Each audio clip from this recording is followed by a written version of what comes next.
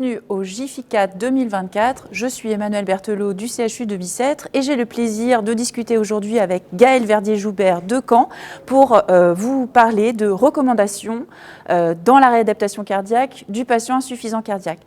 Bonjour Gaëlle. Bonjour Emmanuelle. Alors, on va parler des nouveautés dans la réadaptation cardiaque. Je voudrais savoir, avec ces nouvelles recommandations, quelles sont les indications et pour quels patients? Quels sont les patients insuffisants cardiaques qu'on va adresser en réadaptation? Mais alors moi j'ai envie de dire que tous les patients insuffisants cardiaques doivent passer en réadaptation. En tout cas, on doit proposer à tous les patients insuffisants cardiaques de passer en réadaptation pour à la fois lors de la découverte de la maladie, mais aussi au cours de leur vie d'insuffisant cardiaque, puisque il va falloir les éduquer, il va falloir qu'ils fassent de l'activité physique en continu qui va faire partie du traitement, et tout ça, ça va nécessiter un séjour en réadaptation. Est-ce qu'on pourrait parler plus précisément du type de réadaptation, les prescriptions, les protocoles? Alors, les nouveautés en réadaptation cardiaque de l'insuffisance cardiaque, c'est la précision sur la prescription de l'entraînement physique.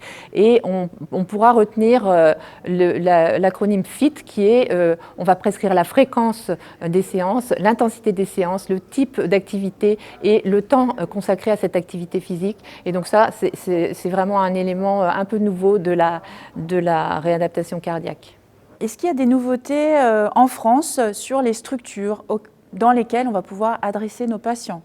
Alors, effectivement, il est parfois difficile d'intégrer les patients à la réadaptation cardiaque car les structures sont parfois un petit peu lourdes et il y a des nouveautés, des nouveautés qui sont en cours d'évaluation, qui sont les structures libérales légères et de la téléréadaptation. Et ces deux types vont bientôt rentrer, on l'espère, dans le droit commun pour que les patients puissent bénéficier de structures plus légères avec des horaires plus adaptés à une vie quotidienne et va permettre aux patients éloignés des centres de pouvoir pratiquer chez eux une réadaptation surveillée et en toute sécurité. Merci Gaëlle. Moi, ce que je vais retenir de cette discussion, c'est que il va falloir penser à la réadaptation et proposer la réadaptation chez tous nos patients insuffisants cardiaques.